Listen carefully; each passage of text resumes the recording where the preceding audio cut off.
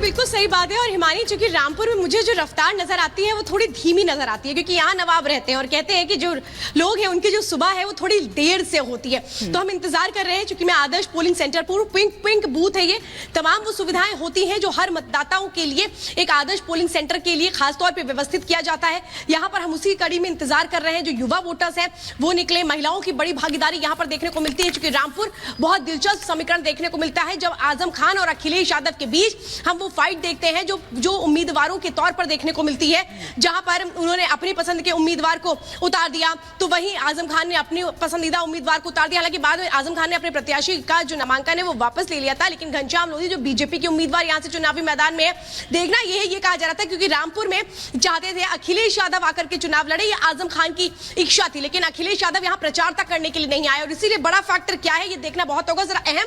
लेकिन जरा मैं आपको दिखा देती हूं जहां पर मैं मौजूद हुई, आदर्श पोलिंग सेंटर है। देखिए, मतदाताओं को आकर्षित करने के लिए कि वो बड़ी क्या मुद्दे नजर में रखते हैं? यही कि चुनाव में वोट डालने का अधिकार होता है एक आम जनता का, कि भाई वो अच्छा नेता चुने, है ना, ये सब। और सबसे पहले हमारे चाचा जी हैं, हमारे गांव से हैं, तो हमारा फुल सपोर्ट है उनकी साइड, इसलिए।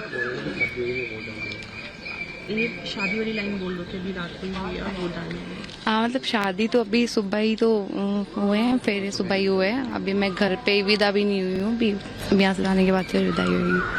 अभी 5 बजे हुई। अभी तो ऋषिपाल फौजी। तो क्या मुद्दे हैं सर जिसकी वजह से वोट का महत्व समझना है, नजर में वोट डालेंगे? इसलिए डाल लेंगे मोदी जी और दीपा बालिया ने। आप ये देखिए, आप बोलिए। मोदी जी बढ़िया विकास कर रहे हैं, बढ़िया। तो देखिए किस तरीके से अभी शादी हुई है सुबह और वोट करने के लिए आए हुए हैं मानी। बहुत खूबसूरत तस्वीर है ये लोकतंत्र के महापर्व की। सीधे दीपेश का रुख करेंगे जो नागपुर में इस समय मौजूद हैं।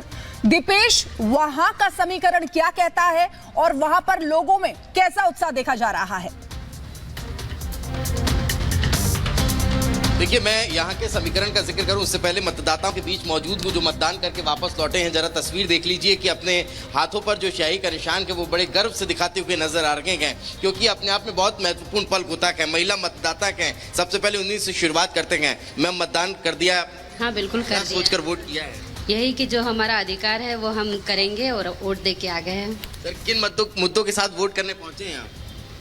जो हमारा मानव अधिकार है उसी के आधार पर वोटिंग कर रहे हैं। यहाँ के मुद्दे क्या है? नागपुर के कोई बड़े मुद्दे जो जहन में होंगे जिसको? हाँ, मुद्दे है यहाँ की महंगाई, बेरोजगारी और विकास। अच्छा, हाँ, तो ये जी आप क्या सोच कर आए हैं? What he has stated is perfectly correct. Ji. Yes, I'm government Bombay High Court. जी, तो ये देखिए कुछ और मतदाता हैं। सर, वोट कर दिया आपने? हाँ, क्या बिल्कुल। सोचकर वोट किया है?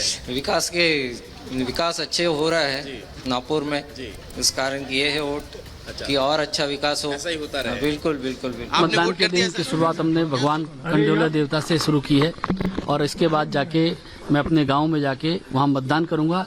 और जिस तरह से हम सबसे आग्रह भी करते हैं कि पहले मतदान फिर जलपान, तो आप सब लोगों के साथ फिर वहीं जलपान करेंगे और आप लोगों से एक एक करके सबसे बात भी करेंगे।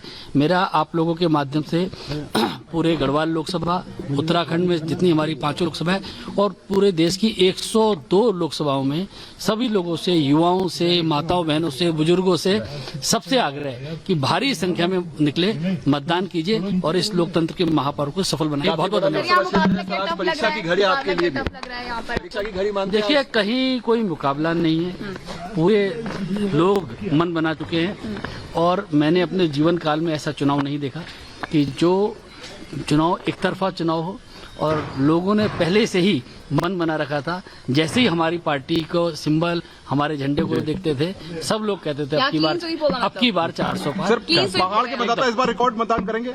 100% पूरा मतदान करेंगे और देश को विकसित बनाने का जो मार्ग है उसको प्रशस्त करेंगे। बहुत धन्यवाद।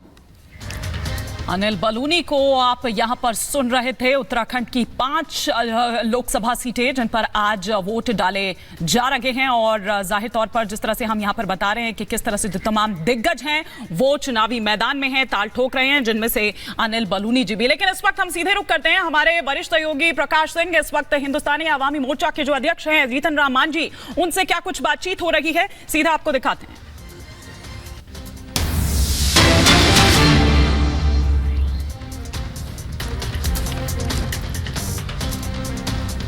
लैंड ग्रैबिंग का मामला हो, चाहे मर्डर का मामला हो, चाहे छेड़छाड़ का मामला हो, ये सारे पदार्थ जो होते हैं लालू जी के समर्थक लोग के द्वारा ही हमारे शेड्यूल कास्ट हवाती पिछड़ा के लोगों के साथ 90% के प्रधानमंत्री जी ने जंगल राज और भ्रष्टाचार का मुद्दा उठाया चुनाव।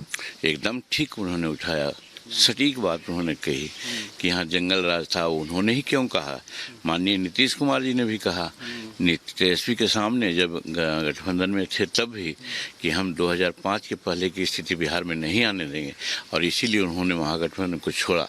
तो आप सोच सकते हैं कि वो बाद में छोड़ा और उनका चेला हम आज भी आरजेडी के साथ जाना आपकी गलती थी? एकदम गलती थी, इसीलिए पहले कह दिया कि ऐसा हम न समझे थे। उनको जो ए शुगर चलाने वालों, ए चूहा खाने वालों, पढ़ना लिखना सीखो, लेकिन that was only A slogan. इस बार मुद्दे क्या है? इस बार मुद्दा तो आप देख रहे हैं, महात्मा जी प्रधानमंत्री जी के सामने हमने 3 मुद्दा बिहार के लिए उठाया है, और खास करके गया और दक्षिणी क्षेत्र के लिए उठाया है कि दक्षिणी क्षेत्र में सुखाड़ होते हैं। हमारे फल्गु नदी जो मुख्य नदी है वो सूखा रहती है, उसको पानी लाएंगे, पर्यटन के डिपार्टमेंट से इसको अच्छा करेंगे। बोध गया और गया को कॉरिडोर के रूप में डेवलप करा। चिराग पासवान को लेकर एक वीडियो वायरल हुआ, जमुई में आपने ट्वीट भी किया था, तो आपत्तिजनक बातें कही गई थी, तो उसको आपने मुद्दा बनाया। मुद्दा ही बनाने का चीज़ नहीं है, ये शर्मनाक बातें हैं। कोई भी राजनीतिक जो आगे बढ़ना चाहता है समझता है कि हम राज्य का, ये देश का नेतृत्व करेंगे, और वो ये एकदम गंवारी भाषा पर आ जाए तो इसको शर्मनाक ही कहा जाएगा। और हम कहते हैं उससे भी अगर कोई और डिग्रेटिव बात हो तो हम कह सकते हैं कि वो भी गलत, उससे भी गलत हो सकता है। हम कोई माँ है, कोई बहन है, किसी पार्टी का हो, वो माँ है, वो बहन है, उसको लेकर के हम ऐसा क्यों करेंगे? राजनीतिक विचारधाराओं का मामला होता है, हम विचारधारा के आधार पर हम कर सकते हैं, कंडेम कर सकते हैं। जैसे आज हम कह रहे हैं कि मुद्दा इनका गलत है, और जितना भी लैंड ग्रैबिंग होता है, जितना भी छेड़छाड़ होता है, जितना भी मर्डर होता है, उसमें 70-80% इन्हीं लोगों का हाथ है, जो हम यहाँ नहीं, हम बिहार विधानसभा में भी इस चीज़ को कहा है। क्या मोदी जी ने यहाँ कहा कि मैं चुनाव लड़ रहा हूँ? यहाँ पर भाषण में आपके सामने कहा कि प्रधानमंत्री ने कहा कि मैं चुनाव लड़ रहा हूँ, मांझी जी नहीं लड़ रहे हैं, और क्या हम देश के अगले कैबिनेट मंत्री से बात कर रहे हैं?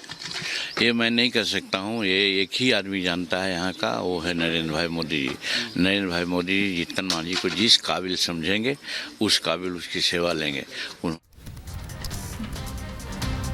तो जीतन राम मांझी से बात कर रहे थे, रिपब्लिक भारत से प्रकाश जी हमारे बात कर रहे थे। अब सीधे छिंदवाड़ा का रुख कर लेते हैं, सत्यविजय वहां से हमारे साथ जुड़े हुए हैं। सत्यविजय, हाई प्रोफाइल सीट मानी जाती है छिंदवाड़ा, वहां क्या समीकरण इस समय कह रहे हैं और बीजेपी के लिए कितना मुश्किल है, और साथ ही साथ जो वहां लोग हैं उनके लिए कैसा उत्साह वहां पर आप लोगों में देख रहे हैं? जी आप बिल्कुल देखिए, मध्य प्रदेश की सबसे बड़ी, सबसे हाई प्रोफाइल और सबसे टक्कर वाली सीट है छिंदवाड़ा, और इस समय हम शिकारपुर में है, कमलनाथ के बंगले के कैंपस में ही हम है। कुछ देर पहले कमलनाथ ने, नकुलनाथ ने, प्रियानाथ ने, सभी ने वोटिंग भी की, और वोटिंग के दौरान रिपब्लिक मीडिया नेटवर्क से बात